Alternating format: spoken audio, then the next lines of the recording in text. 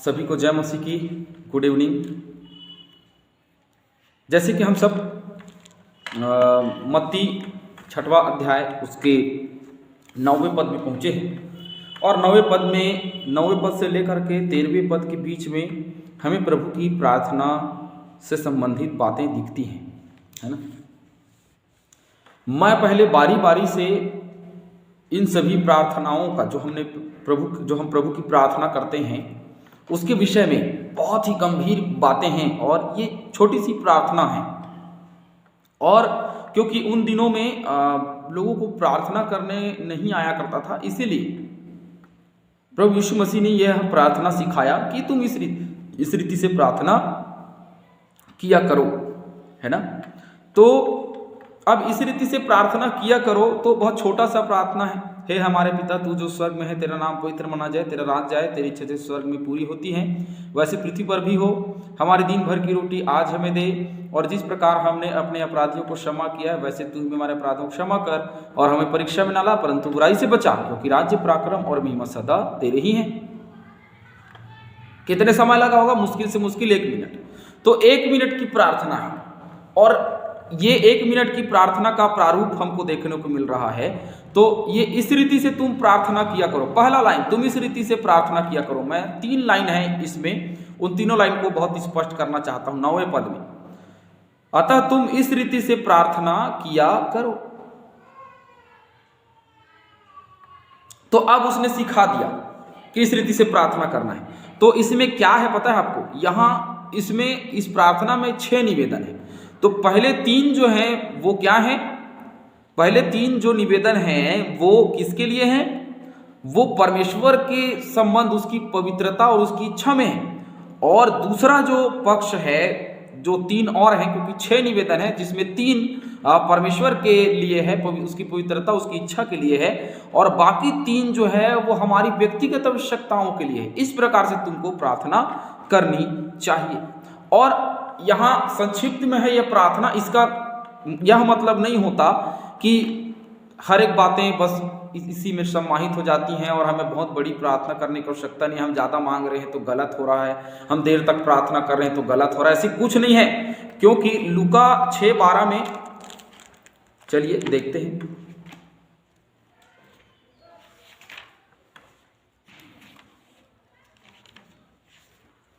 लूका 6:12, उन दिनों में वह पहाड़ पर प्रार्थना करने गया और परमेश्वर से प्रार्थना करने में सारी रात बिताई। ये प्रभु यीशु मसीह की प्रार्थना है। जब ये प्रार्थना करने गया तो प्रार्थना में सारी रात वो पहाड़ पर बिता दिया और प्रार्थना करता रहा। यहां छोटी सी प्रार्थना सिखाई प्रभु यीशु मसीह ने। इसका मतलब ये नहीं है कि अब छोटी ही प्रार्थना करनी है। प्रभु यीशु मसीह रात भर प्रार्थना करते थे, तो रात भर प्रार्थना करने की भी आवश्यकता है। और ये प्रार्थना हम निरंतर करते ही हैं। हर एक प्रार्थना, हर एक आराधना के बाद में हम करते ही हैं और बड़ी ईमानदारी से करते हैं। चलिए दूसरा पक्ष, हे हमारे पिता तू जो स्वर्ग में है, तेरा नाम, हे पिता तू जो स्वर्ग में है। तो ये तो निश्चितता है और ये बड़ा विश्वास है। जब हम ये प्रार्थना करते हैं तो एक तो निश्चितता और दूसरा बड़ा विश्वास। तो पहला पक्ष मैंने कहा ना, 6 बातें हैं परमेश्वर, इस प्रार्थना में 6 बातें हैं जिसमें 3 परमेश्वर के लिए है और बाकी 3 हमारे लिए, हमारी आवश्यकताओं के लिए। तो हम पहले परमेश्वर की आवश्यकताओं, जो परमेश्वर की बातें हम उसको देख रहे हैं। हे हमारे पिता तू जो स्वर्ग में है, तेरा नाम पवित्र माना जाए। तो हे पिता तू जो स्वर्ग में है, तो ये तो निश्चितता है। और प्रार्थना में ही परमेश्वर की आराधना है कि स्वर्ग में उसकी आराधना हो, उसकी प्रशंसा हो। तो प्रार्थना में ही उसकी आराधना है। और जैसे पिता परमेश्वर हम सब से प्रेम करता है, हमारी चिंता करता है, वैसे ही हमारी संगति व घनिष्ठता का वो स्वागत भी करता है। और मसीह के द्वारा हमारी पहुंच आराधना के लिए कभी भी है कि अपनी आवश्यकताएं उसे बता सके। किसी भी समय, किसी भी क्षण हम उसको बता सकते हैं। और दूसरी जो बात इसमें हमको देखने को मिलती है और वो ये है, पिता रूप में परमेश्वर का अर्थ यह नहीं है कि पार्थिव पिता समान सब कुछ सह लेता है।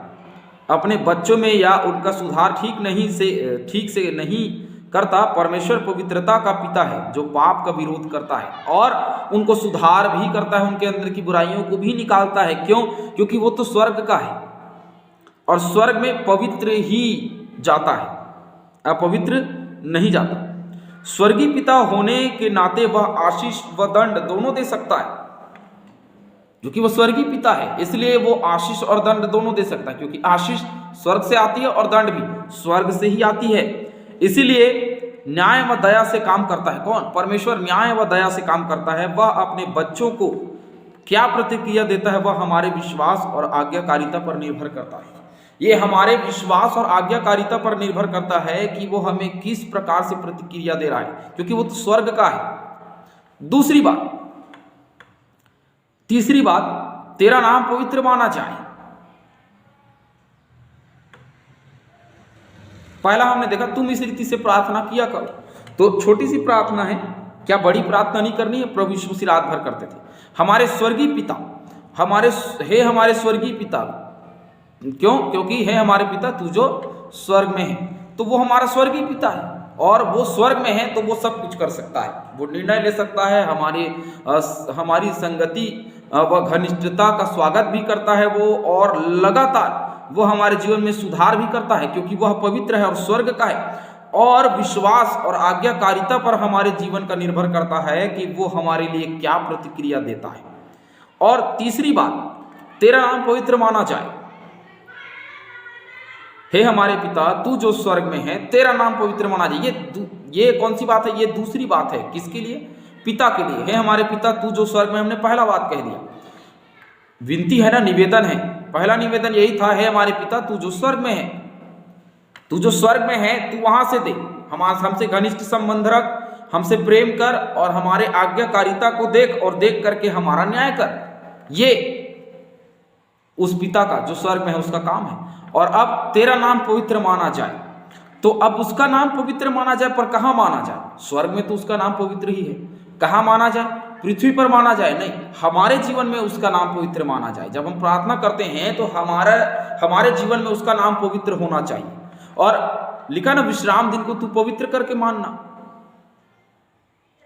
तो मेरे और आपके जीवन में पवित्रता का होना बहुत जरूरी है।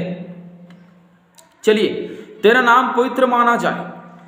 हमारी प्रार्थनाओं में सबसे अधिक ध्यान और हमारे जीवनों में भी परमेश्वर के नाम को पवित्र कहना होना चाहिए।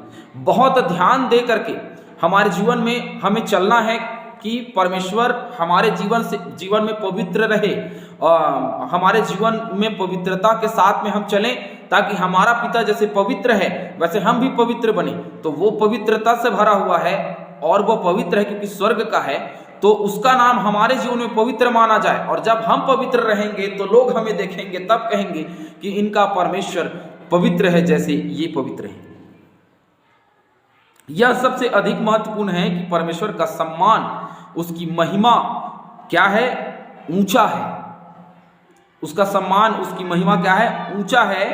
हमारी प्रार्थनाओं व दैनिक जीवन में हम यह ध्यान रखें परमेश्वर के सम्मान का, उसकी कलीसिया, उसके सुसमाचार व उसके राज्य का हमें ध्यान रखना है, और कुछ ऐसा करना जो प्रभु के नाम व चरित्र को बुराई से भयंकर पाप है, जो परमेश्वर के लिए शर्म का कारण है। तो ऐसा काम बिल्कुल ना करें जो परमेश्वर के लिए शर्म का कारण है, परंतु उसका नाम अपने जीवन में पवित्र रखें, जैसा वो पवित्र है अपने जीवन को भी पवित्र रखें। जो कि तुम्हारा मन क्या है? पवित्र आत्मा का मंदिर है, परमेश्वर का घर है, तो मन को पवित्र रखना है। कुछ वचन हम पढ़ लेंगे इस अध्याय, इस पद के लिए। यिर्मयाह 3:19।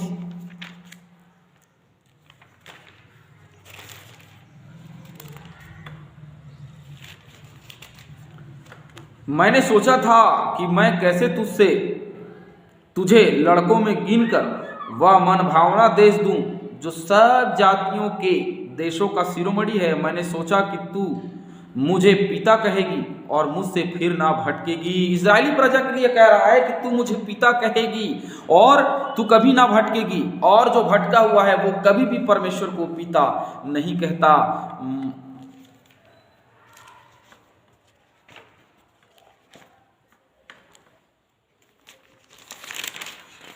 मलाकी की किताब निकालेंगे हम,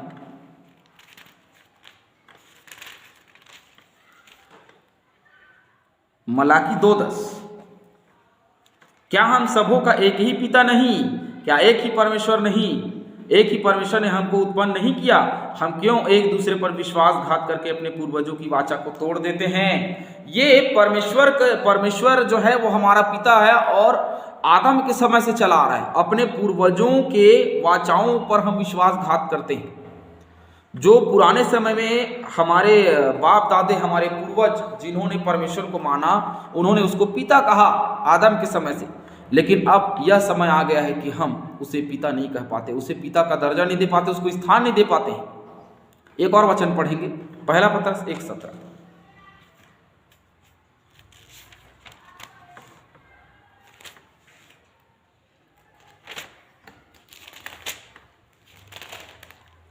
और जबकि तुम हे पिता कहकर उससे प्रार्थना करते हो, जो बिना पक्षपात हर एक के काम के अनुसार न्याय करता है, तो अपने परदेशी होने का समय भय से बिताओ। भय से बिताना बहुत जरूरी है। एक जगह में तेरा नाम पवित्र माना जाए पर भजन संहिता 34:3 निकालेंगे। भजन 34:3।